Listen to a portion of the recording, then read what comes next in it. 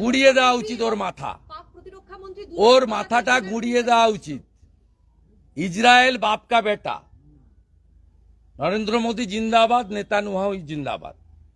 গাজাকে একদম মাটিতে মিশিয়ে দিয়েছে না, কিচ্ছু নেই, ঘাস ছাড়া কিচ্ছু নেই।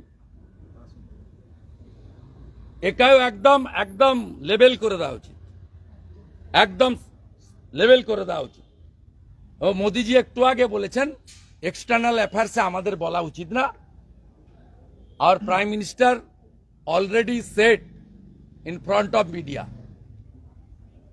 Our Prime Minister is strongest Prime Minister, able Prime Minister, and very popular world leader. Trust Narendra Modi, trust Government of India. Narendra Modi will do the appropriate action within short period.